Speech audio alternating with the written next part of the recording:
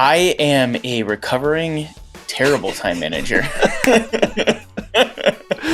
You know what? I think. Thank you for your honesty. Thanks for your honesty on that. I think multiple years into ministry, I looked around and I said, why is it that I feel like I am reacting to everything?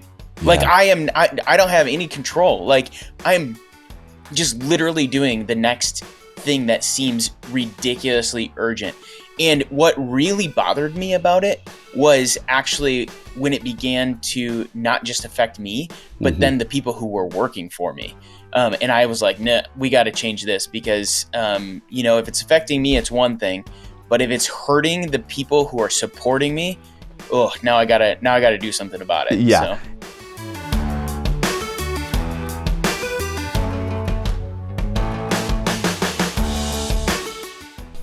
Hey everybody, super grateful that you've joined us yet again for another episode of the Lead Ministry Podcast. We're 4 weeks into a brand new series on leading yourself, how you can have self-management, self-regulation. If you do, you're going to be able to reach more people. You're going to be able to get people to be more endured to you, having a high emotional intelligence and beyond. Well, today, the thing that we're going to tackle today as it relates to managing or leading yourself is time management. Now you got to understand, there's been like a gazillion books and a gazillion people have all of this blah, blah, blah. I'm telling you though, this is one of the literal foundational items that you can master as it relates to time management in order to be more successful and in order to be an individual who moves the kingdom forward. We're not doing this for our own self-aggrandizement. We're doing this for the sake of the kingdom and the sake of others. Well, grateful that you guys have joined us. Bill Van Kirk, welcome back, man. Thanks. Good to be here. You bet. So we're talking about leading yourself. The great theologian, St. Augustine said, know thyself. Now, if you're a true historian, Aristotle kind of said it first, but it's about knowing yourself. It's not about staying where you are. We talked about that on our second episode of this podcast series. Don't be stuck in a mindset that, well, I just kind of stink when it comes to time management. No, have a growth mindset. But knowing that you may have a proclivity toward wasting time can go a long way. Now, Bill, by and large, are you a good time manager? I am a recovering terrible time manager. You know what? I think. Thank you for your honesty. Thanks for your honesty on that. I think multiple years into ministry, I looked around and I said, why is it that I feel like I am reacting to everything? Yeah. Like I don't have any control. Like I'm just literally doing the next thing that seems ridiculously urgent. And what really bothered me about it was actually when it began to not just affect me, but then the people who were working for me. And I was like, nah, we got to change this because, if it's affecting me, it's one thing, but if it's hurting the people who are supporting me, now I gotta do something about it. Yeah. So I appreciate the idea of, and if you're in a ministry context at all, you've definitely been under the fire of just like like if I was in person, I would do this thing where I'm like, I'm pulled over here, pulled over here, and it's just this overwhelming freak out. Right? That if you're not careful, you're just gonna be yanked to and fro, and then you ultimately don't accomplish anything. Right. We've all been there before. Okay, so on the podcast, we always try to, number one, define it. What is this thing, time management? Number two, we're going to develop it, go a little bit deeper, and then put some meat on the bone. Let's actually do it. So those are our three big buckets. Again, if you are not watching this on YouTube and you're only listening to this, we have a full commitment that every one of these episodes is on YouTube. If you're kind of a visual learner like I am, this could actually this could be a big win for you. So time management's mastering your moments. So let's define this. The definition is this: time management is the strategic allocation of your most limited resource, time, to prioritize tasks and achieve goals efficiently. I get tired sometimes, Bill, when people throw out I don't know how many minutes we have in a day, but they say, oh, you have been every single day, your bank account has been gifted, 19,000 and however many minutes. And it's like, what would you, just chill. I get it. We understand that time is passing through our fingers like, sands in the hourglass. Fine. Right. I get it. Right. And so all of those cheeky things, like they bounce off of me. I don't dig them. Mm-hmm. But to be a fool is to not realize that you've got your one and only life and you can move something forward today. Yeah, absolutely. And I mean, I personally like to think about it as one of the like big gifts that God has given us, right? Like that's fair. Money is a resource, but also your time is a resource. And in like a biblical principle that I love is this idea of stewardship. You know, and so you can actually steward your time. Mm-hmm. Completely agree. And so part of this podcast is actually like having a serious moment to go, there are consequences to poor time management. This is like kind of a good case of the no does, but I think it needs to be stated. If you manage time poorly, you're going to have a far more stressful experience in your life because there are demands that are upon us. And I have watched people who are literally being crushed under the demands of their lives. I do ministry coaching with people all over the country. I choose to limit the number of people that I do coaching with. I take 12 a year. That's it. You're a part of my insider hardcore set of 12. And I get deep into these people's lives.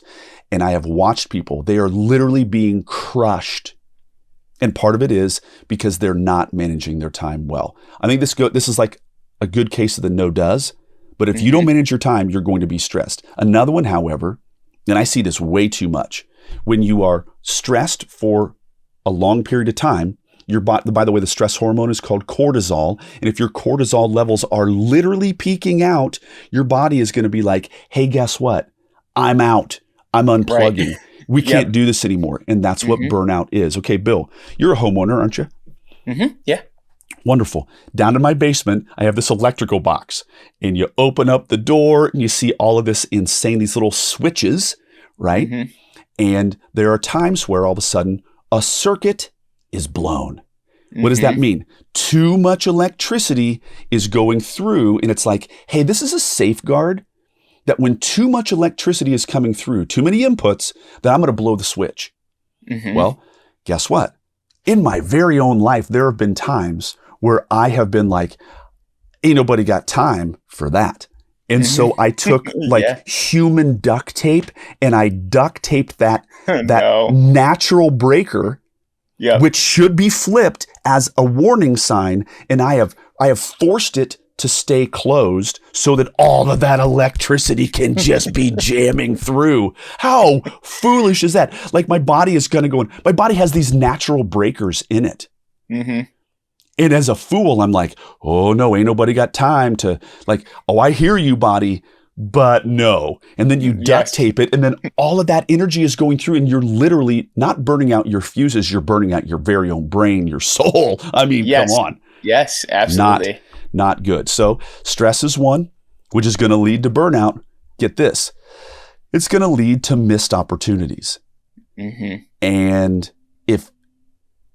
what's so sad is that when opportunities come your way, and because the last 18 months of your life, you've not managed yourself well, it is an impossibility for you to even contemplate taking on this new thing.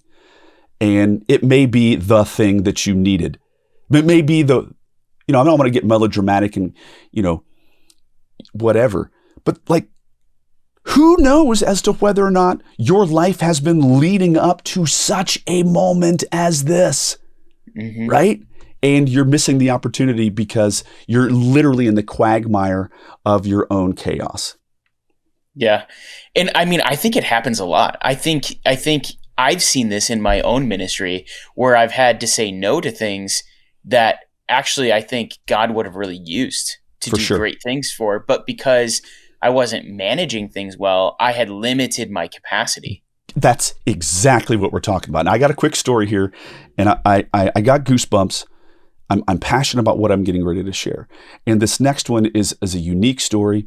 Okay, so here I was a director of children's ministry at a rather large church, and we had this thing called the Great Pumpkin Party. And it was a honking, massive upon massive event. We had 6,000 people coming through the life of our church.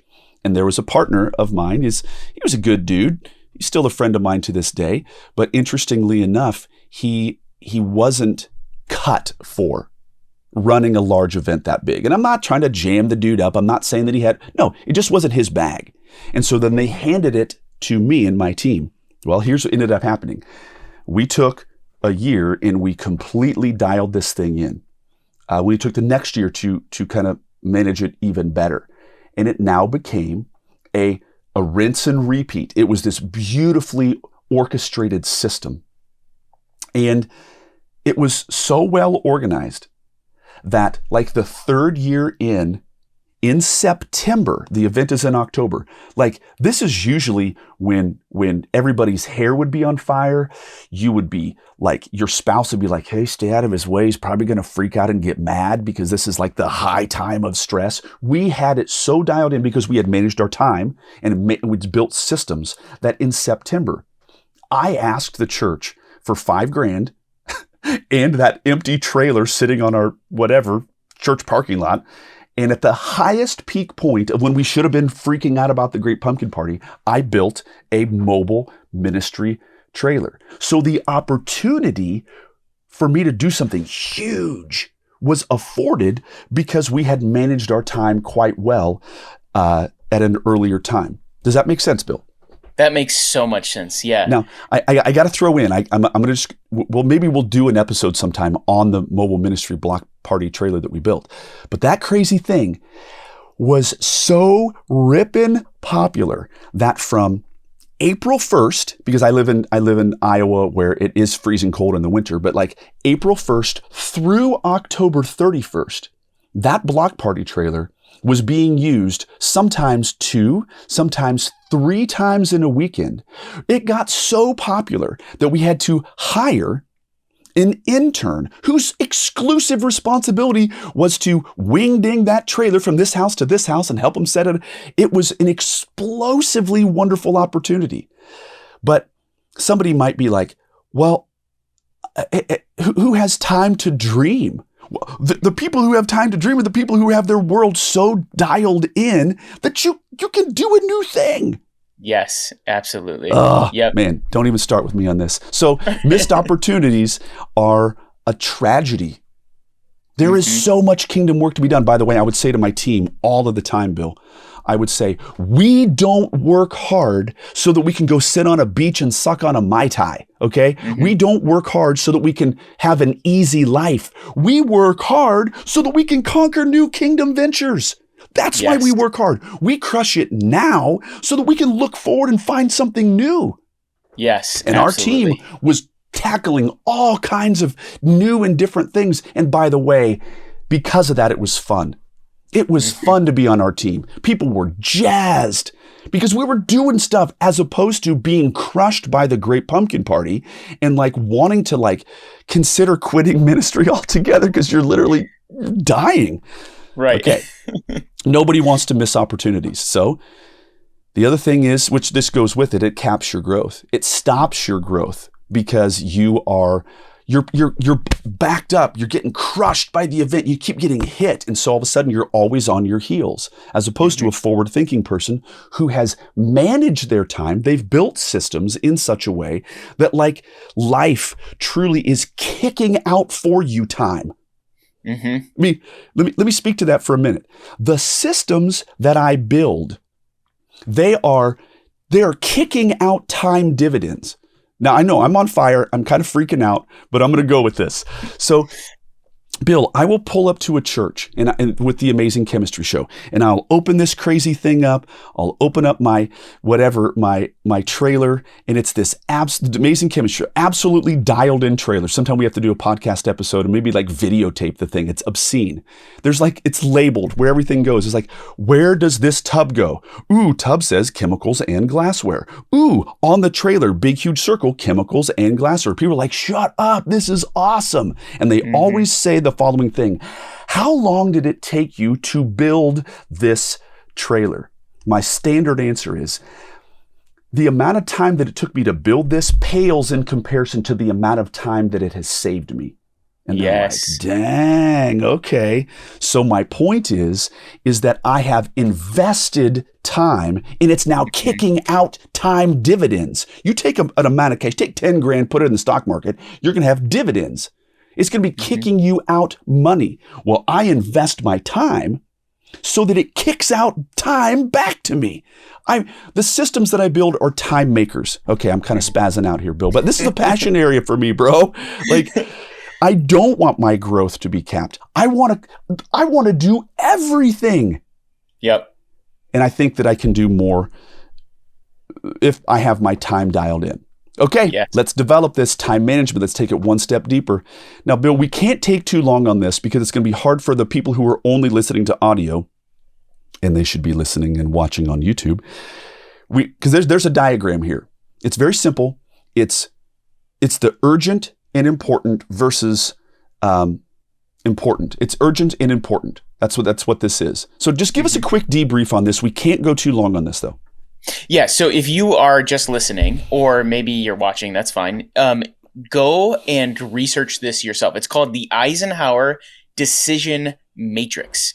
And this is kind of what you do with it is you take it and you start to plot out the things that you're responsible for in your life. So you figure out what things in your life are important and urgent, what things are important and not urgent, what things are not important and urgent, and what things are not important and not urgent. Okay, let me push pause for just a second. I didn't know that this was called or has been called the Eisenhower Decision Matrix. My familiarity with this is from the 7 Habits of Highly Effective People. Yes. And he calls it the 4 big quadrants, right? The important, not, and so all of a sudden, I want to live in quadrant 2, which is it is super important, but it is not urgent. Right. And so the more that I live there, right? And so, and by the way, some of us can get stuck into spending a ton of time on not urgent and not important things, i.e., this is the biggest lose for me. If we're talking about time management and where I can get sucked in, I hate what I'm getting ready to share. I can get on my phone and be like, oh, that's interesting. And then another reel. Oh, that's interesting. And then another reel. Ooh, and then literally 28 minutes has lapsed and I'm literally no better for it. Yeah. Do you know, it's designed that way. I know it is. I'm being played. Yes, it's all engineered, and they call them infinity pools. Okay. So like in every social media that is really successful is an infinity pool. Like even if you think about YouTube made a switch a while back where they autoplay the next video, right? So there's no gap for you to go, I should eat something or go to the bathroom or like talk to my spouse or love my children. Yes. It just goes right into the next thing. And so like we have to be very careful when we're dealing with anything that is an infinity pool. And the funny thing is I watched something on this. It was a 60 minutes kind of a deep dive, and they were talking about social media and they were relating it to the slot machine at Vegas. And it's always like, what's going to come up next? What's going to come up next? Right. What's good? And so all of a sudden you're stuck. And so I hate that. Bottom line though, is that we need to start to divvy out what's going on. Absolutely. We can't dive into this too deep, but you need to think about this Eisenhower matrix. It's the difference between important things and not important things, urgent things and not urgent things. Well, let's go with this quote. It says this: if your job is to eat a frog, it's best to do it first thing in the morning. And if your job is to eat 2 frogs, the best thing to do is to eat the biggest and ugliest frog first. Of course, you know who this quote is from, right? Yeah, it's Mark Twain. Mark Twain, Eat That Frog. There have been multiple books that I know of called Eat That Frog, and it is an important concept. Do the thing that sucks the worst and crush it right now, and the rest of your day is a breeze. Yes. Can I tell you why? Actually, though, I would love to hear this. There's some science behind this. So, one of the things that we experience as human beings is literally every decision you make costs you a little bit of your willpower.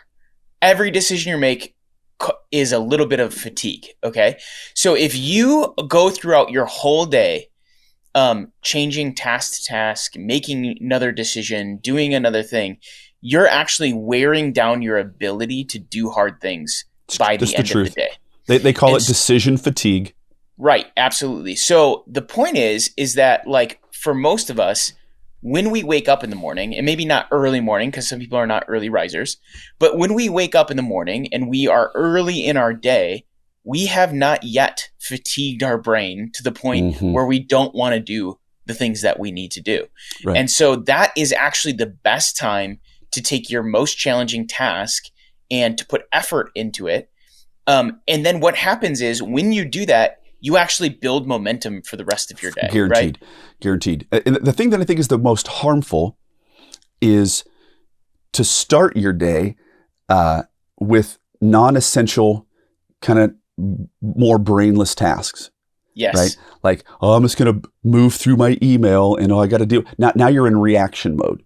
Yes. Right? Absolutely. When I've been my most successful, it's time where I'm kind of like, because I can crush through email. I have a system for that. I can crush through email relatively smoothly in a half-hour period of time at the end of the day.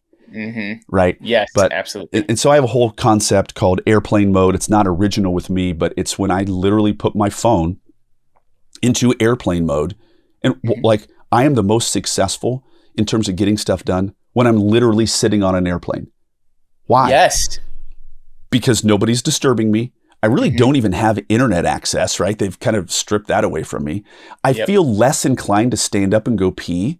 You know, I'll be like, you're fine. Just hold it. You know, and so all of those factors. So then what I seek to do from time to time is replicate the experience that I have when I'm sitting on an airplane. And so right there, sitting right now in that spot right there in my office, I will replicate airplane mode and I will literally tell my body, nah, you can hold that pee, because I'm pretending I'm pretending like I'm on an airplane. And do I put it into airplane mode? You know, kind of. I do sometimes, or I'll put it on do not disturb, and of course only my closest people will be able to get through and reach me. Yeah. And do I do that every day? No. But there are times where I really want to be successful, and that is managing my time. Because here's the key, right? One of the keys for where we should start this idea of time management is really, really, really important. If you plan your work, and then you can work your plan. Okay? So now I got to say, I am not a machine. I am a human being that has successes and failures in this. I tend to have more successes as it relates to time management, but there are times where I fail at this. When I'm absolutely at my best, Bill, is when I am finishing my day by writing down that which I'm going to do tomorrow. I pre-plan my tomorrow. Now, what I'm getting ready to share with you is a psychological hack. Most people don't know this, but if you present your brain with a problem, your brain now is like, got it, I'm on it. And so now it moves from your frontal lobe, your conscious brain, where you're like, ooh, I got to think about how to solve that. And then your brain, if I can tweak my brain, and then I can go, okay, I got this problem, and I've told my brain at the end of yesterday, here's the things that I'm going to do today. Then I go to sleep and my brain is like, okay, boss man said we got to get this solved. So your subconscious brain is literally working that equation. Absolutely. And this is scientifically highly researched, that I can kick in my subconscious brain to work and solve problems for me as I sleep. Now, Bill, gotta be honest with you. This is a special hack that a lot of people don't know about, but I have people across the globe who live in Indonesia. His name is Jose. He is a dominator as it relates to web development. He's awesome. He's a believer. I love the guy. We complement one another. He's really, really, really good. But what happens is that at 9 p.m., I know that's when Jose is waking up. Yep. That's the first part of his day. And so if I really want to get work done, I will jam out and hand him a task at 9 p.m., knowing that I'm turning it off. He'll ask me a couple of questions. So about 9:48, I'm finalizing. I'm going, it's going to look like this. Yes to this, no to that. And I'm like, I'm out. And I go to bed, and on the other side of the world, Jose is jamming out for me. And I wake up and I'm like, dang, that was awesome. And That's so amazing. Amazing. And so it is a virtual employee. I have many of them. Who cares? But the idea then is that I can get my brain to be just like Jose, that I can set my task, what I'm going to do tomorrow. And then my brain is kind of like, all right, boss, I'm on it. Yes. I'm on it. And then your brain is literally crunching the numbers. So if I'm at my best, which I'm always not at my best, I am making a list for what tomorrow's going to look like, which then tees up my brain to start working for me. I'm very excited about that. Next one, action plan. Eliminate time wasters. Oh my word. I already said my biggest one. It is literally getting sucked into some stupid loop of social media entanglement. Yes. But if I can, let me say one more thing. Another time waster is when I worked at the church was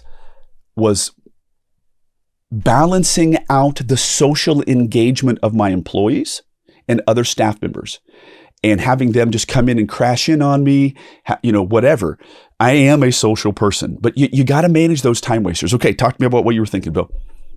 Yeah, I mean, I think with the time wasters, like, I think everyone in ministry has that issue of, hey, I came to church and my office is here and I want to get work done. And then, your friend Jackie or whatever from another department is over there telling you about her weekend and all, and you're like, man, I blocked out this time to get stuff done and now I can't. And so, what I found is actually helpful is I have to schedule both things. I have to schedule my time to work on something, and I'll talk about that in a second, but I also have to schedule my social time because that's actually super important for ministry.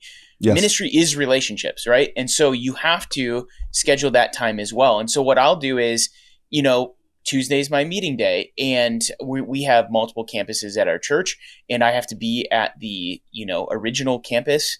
And so on Tuesdays, I say, that's my day. I'm not going to try to write a sermon on Tuesday. Yep. I'm going to actually use Tuesdays to connect with people. And I'm going to be really intentional about connecting with as many people as I can and saying hi to them so that I continue to build those relational connections. Yes. So what you're not doing is that you're not thinking in your mind that Tuesday is going to be a day where I'm crushing all of these tasks, because you're probably not going to crush those tasks by nature of all of your meetings. And so then you're taking those tasks out of play, and you're saying, I'm intentionally not going to do those so I don't feel stress. I don't feel like I'm sucking and I'm wasting time. No, I'm saying, no, today is this type of investment. It's a different type of day. Yes, absolutely. And then the other piece to that is create environments for the work that you're going to do. Tell me more about that. I'm all ears. Okay, so for instance, I have found that I cannot write a sermon because it's highly creative. I cannot write a sermon at my desk. I can do some edits or something like that, or write down an idea, but I can't do deep work there. Because why? Well, I have 4 or 5 other coworkers who are sitting right behind me who are going to ask me about their urgent thing. They're going to ask you about their urgent thing. Exactly. So that is not the time for that. So what I do is I go to a coffee shop. Sometimes I'll tell you the most productive. Okay. This is my little hack. And I don't know, not everyone's preaching, but maybe you have deep work that you need to do. I will get in my car and I will drive 30 minutes away, 45 minutes away to a coffee shop where no one could possibly know me. And I put on these big noise canceling headphones. Love that. And I will often just listen to, classical music or movie scores, or sometimes my new favorite thing is binaural beats, which basically is like this tone that is supposed to put you in like a concentration mode. And I will just crank out for on airplane mode for 4 or 5 hours what I'm working on for creative work. And I Mm-hmm. get so much done by doing that. And the drive there and back is just as good as the time at the coffee shop because my brain begins to process all the things that I need to process with it. So it's a huge hack for me. Set your environment for what your task is going to be. I love that. And there is a very special book called Deep Work by Cal Newport that has been a game changer for me. And I would encourage any and everybody to check out Cal's book on called Deep Work. Bill, this is outstanding. Well, let's keep it going. We're going to land the plane here in just a second. Eliminate time wasters. We got it.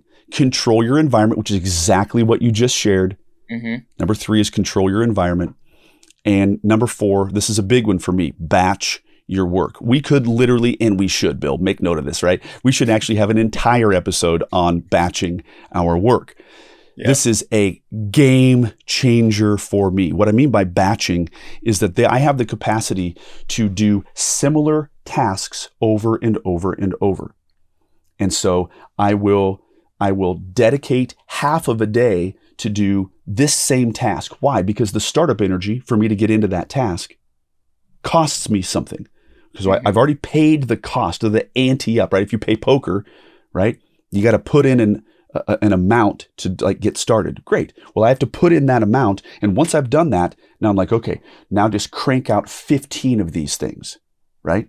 And so then I dedicate a half a day to doing one task. Yes, we can thank Henry Ford for this, right? It's the assembly line, right? And if science has shown, research has shown that if you do one task repetitively, like you're trimming down the time, but as opposed to doing this one task and then grabbing onto another task and doing that, you got the startup energy for that. And so you could spend half of your day on startup energy for all of these different tasks. You can crush that by creating this system of batching of work.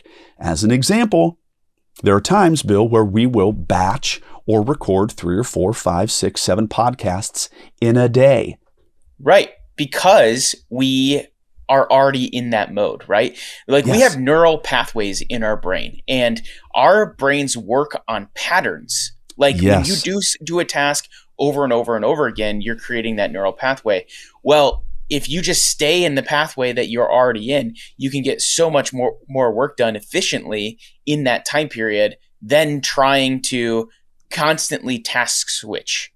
And task switching is extremely costly. Yes, absolutely. And so there's a lot of people in my life who say, "Oh, I'm great at multitasking." I knew you were going to say that. Lie. And that is such a fallacy. Yes. No. And actually what they found is what actually happens in the brain is you don't multitask. No. No one actually is multitasking. What's happening is you're switching very quickly. You're switching very quickly. Let me be very clear about this. I have a master's degree in effective instruction. My research to get my master's degree was on the brain. The brain, yes. The human brain can only do one thing at a time. Mm-hmm. You think in your mind, oh, I've got all these things going on. What you're doing is you're focusing on this, and then you're no longer focusing on that. You're now focusing on this. You're a scattered mess is what you're doing. Right. I'm sorry, it is like we should do an episode on debunking the idea of multitasking. It is not true. Now, you can have a whole bunch of things that are happening around you at once, and you can be switching, but your brain is stopping thinking about one thing, and you're then picking up and thinking about another. Batching is, I'm not thinking about anything. I'm thinking about this one thing, and I'm going to spend an enormous amount of time doing that. And you can make major gains. Oh my word. This time management thing, man, this is a huge, huge passion area for me. Well, gang, we're gonna just ask you. We're a quick call to action. This is painful, but can you eliminate some time wasters? Big moment. I'm going to try my best today because I do want to get stuff done today. I'm going to not get sucked in to social media and the loop today. That's my one. What about you, Bill? What are you going to try to not do? I love that. I'm going to say I'm going to be fully present with my family when they get home later today. Okay. That's going to be my thing. And the reason why it's a time waster is because I'm super guilty of being like, well, I can multitask like it's called ignoring your family is what it yes, is. yeah, exactly. I can multitask and like get some emails done while I'm talking to my wife, and it's like I'm not really fully present there, so I'm going No, to be not at fully all. present. Not at all. And the funny thing, I'll never forget one time my daughter asked me if we could watch a movie together. And I said yes. And then during portions of the movie, I was looking at my phone and she stopped the movie and she said, "Dad, stop. Be Yeah. with me." Oh, Yes. how painful is Yes. that? Oh, yeah. Well, gang, you've been a part now of just one more episode of the Lead Ministry Podcast. We're grateful that you're here. We are in this little series about leading yourself. Today was about time management. We want you to manage your time effectively. It's a passion area of mine. People often ask me, they'll be at a conference or they'll be on a call with me, they'll be like, how the heck do you do it? Well, a big piece of it is all of these different time management hacks. I'm excited about those things. We're grateful that you're here, and we will catch you guys on the next one.